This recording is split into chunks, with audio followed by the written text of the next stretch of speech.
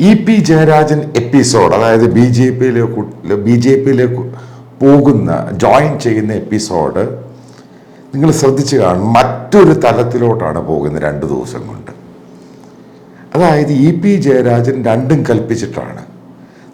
തനിക്കെതിരെ ഏതെങ്കിലും പാർട്ടി നടപടിയോ അങ്ങനെ എന്തെങ്കിലും സംഭവിക്കുകയാണെങ്കിൽ ഉറപ്പായിട്ടും അതിൻ്റെ പ്രത്യാഘാതം മുഖ്യമന്ത്രിക്കും പാർട്ടിക്കും ഉണ്ടായിരിക്കും. നോക്കുക, കഴിഞ്ഞ 2 ദിവസം കൊണ്ട് ബ്രോക്കർ നന്ദകുമാറിനെ കൊണ്ട് പത്രക്കാരോട് പറയിപ്പിക്കുന്ന ഓരോ ബൈറ്റുകൾ ശ്രദ്ധിക്കുക. അതിനകത്ത് ഇ.പി. ജയരാജൻ പ്രകാശ് ജാവദേക്കറെ കണ്ടു, സത്യമാണ്. അത് എന്തിനു കണ്ടു? അതിലേക്ക് പോവുകയാണെങ്കിൽ നന്ദകുമാറിനെ കൊണ്ട് പറയിപ്പിച്ചു കഴിഞ്ഞു ഓൾറെഡി. ഒന്ന്, കരുവന്നൂരിലെയും ലാവലിലെയും വിഷയങ്ങൾ, അതായത് മുഖ്യമന്ത്രിക്കും പാർട്ടിക്കും വേണ്ടി അത് പറഞ്ഞൊതുക്കി സെറ്റിൽ ചെയ്യാൻ വേണ്ടിയാണ് പോയത്. നമ്പർ 1. അതിൻ്റെ കൂടെ നന്ദകുമാറിനെ കൊണ്ട് പറയിപ്പിക്കുകയാണ്, ഒരു സീറ്റ്, തൃശ്ശൂർ സീറ്റ് ജയിപ്പിച്ച് തരണം BJPക്ക്. അതായത് പാർട്ടിയെയും മുഖ്യമന്ത്രിയെയും ഡയറക്റ്റായിട്ട് ഇ.പി. ജയരാജൻ നന്ദകുമാറിനെ കൊണ്ട് വലിച്ചിഴക്കുകയാണ്. വളരെ സിമ്പിളാണ് കാര്യം. ഇതാണ് നേരത്തെയും പറഞ്ഞത്. ഇ.പി. ജയരാജൻ BJPക്ക് കൊടുത്ത ഉറപ്പുകളൊക്കെ വളരെ കൃത്യമായിരുന്നു. പാർട്ടിയെ പൊളിക്കും, അയാൾ ആ പാർട്ടിയിൽ നിന്ന് ചാടും. ഇത്ര ആൾക്കാരെയും കൊണ്ട് പാർട്ടിയിൽ നിന്ന് BJPയിലേക്ക് വരുന്നു. ഇത് പിടിക്കപ്പെട്ട് കഴിഞ്ഞപ്പോൾ, ഇതൊരു പബ്ലിക് ഡൊമൈനിൽ ഒരു ഡിസ്കഷൻ ആയി കഴിഞ്ഞപ്പോൾ, നന്ദകുമാറിനെ കൊണ്ട്, ബ്രോക്കർ നന്ദകുമാർ എന്ന് പറഞ്ഞ ഒരു പക്കാ കള്ളനെ കൊണ്ട് കംപ്ലീറ്റ് പ്രീസ്ക്രിപ്റ്റഡ് ആയിട്ടുള്ള തിരക്കഥ ഉണ്ടാക്കുകയാണ്. എന്താണ് സംഭവം? അതായത് ജയരാജൻ എന്ന് പറഞ്ഞയാൾ BJPയിലേക്ക് പോകാൻ വേണ്ടിയല്ല BJP നേതാക്കളെയും ശോഭാ സുരേന്ദ്രനെയും ഇവരെയൊക്കെ കണ്ടത്. ഇതെല്ലാം മുഖ്യമന്ത്രിയുടെ നിർദ്ദേശപ്രകാരം അല്ലെങ്കിൽ പാർട്ടിയുടെ നിർദ്ദേശപ്രകാരം BJP നേതാക്കളെ കണ്ടത് ലാവ്ലിൻ കേസും കരുവന്നൂർ കേസും, ഇനി അടുത്ത മകളുടെ കേസും വരും. ഇതെല്ലാം ഒതുക്കാൻ വേണ്ടിയാണ് BJPയുമായിട്ടൊരു ധാരണ ഉണ്ടാക്കിയത്. ആലോചിച്ച് നോക്കുക, അതിൻ്റെ വോളിയം എങ്ങോട്ടാണ് പോകുന്നത്, എങ്ങോട്ടാണ് ഇതിൻ്റെ ഡയറക്ഷൻ.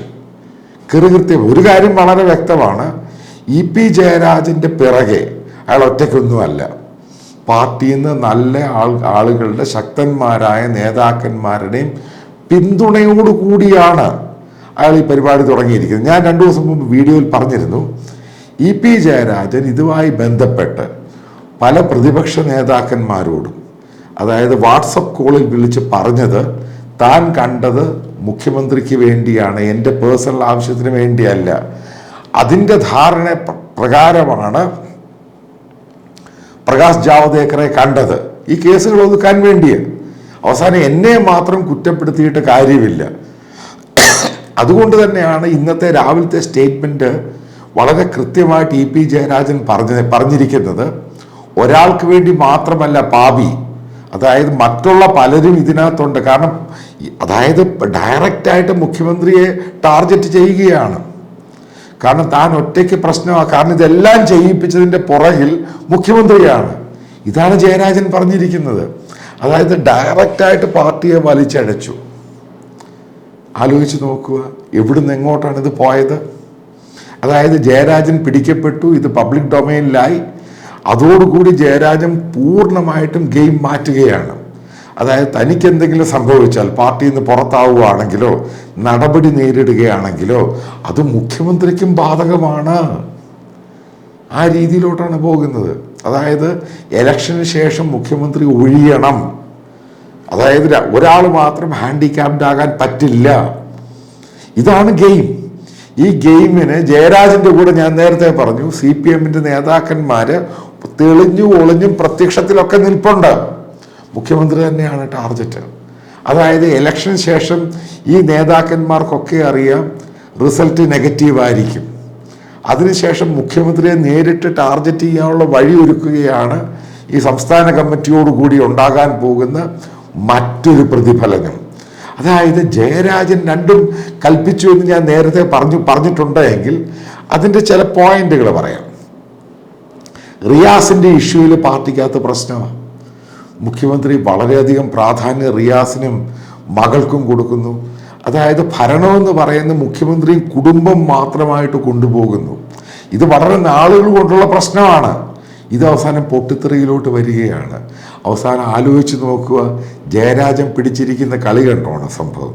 അയാൾക്ക് മാത്രമൊന്നുമല്ല, അതായത് അവരുടെ ശത്രുവായ BJP, അതായത് CPM-ൻ്റെ അടിമുടി ഇളകുന്ന സംഭവമാണ്. അപ്പം എന്ത് പറഞ്ഞുകൊണ്ട് അവർ നാളെ അണികളെ നേരിടും? ആ BJP-യുമായിട്ട് മകൾക്ക് വേണ്ടിയും പിന്നെ 2 പാർട്ടി രണ്ടിടത്താണ് കയറി പിടിച്ചിരിക്കുന്നത് ജയരാജൻ. അതാണ് നന്ദകുമാറിനെ കൂടെ പറയിപ്പിച്ചിരിക്കുന്നത്. ഗെയിം വളരെ സിമ്പിൾ, ഏറ്റവും ഡേർട്ടി ഗെയിം.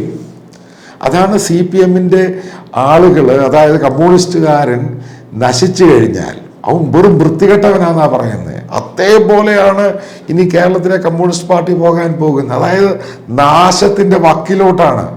ഇതിനെ ആര് റീഗെയിൻ ചെയ്ത് റിജുവിനേറ്റ് ചെയ്ത് എടുക്കാൻ പറ്റും?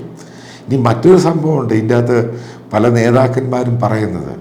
അതായത് EMS ആണെങ്കിലും നായനാരാണെങ്കിലും ഇങ്ങനെയൊക്കെയുള്ള നേതാക്കന്മാർ ഈ പാർട്ടിയിലുള്ള ഉണ്ടായിരുന്ന സമയത്ത്, അത് ഇൻക്ലൂഡിങ് അച്യുതാനന്ദനാണെങ്കിലും ഇതേപോലെയുള്ള ഡേട്ടി സംഭവം, അതായത് പിണറായി വിജയനും കൂട്ടരും നടത്തുന്ന വൃത്തികെട്ട സംഭവം, ഈ പറയുന്ന ഹമാസ് പ്രീണനം, ന്യൂനപക്ഷ പ്രീണനം, ഇതൊന്നും അവർ നടത്താൻ സമ്മതിക്കില്ല. അതിനെ എല്ലാത്തിനും ഈ പറയുന്ന അഴിമതിയോട് കോംപ്രമൈസ് ചെയ്യുന്നു, മകളുടെ കാര്യത്തിൽ കോംപ്രമൈസ് ചെയ്യുന്നു, മരുമകനെ അടുത്ത് മുഖ്യമന്ത്രിയാക്കി കൊണ്ടുവരാൻ ശ്രമിക്കുന്നു. ഇപ്പം ഇതിനെ ആരും തടയാനും ചോദിക്കാനും പാർട്ടിക്കകത്ത് പിണറായിയോട് വിരൽ ചൂണ്ടാൻ ആളുകളില്ലാതായി.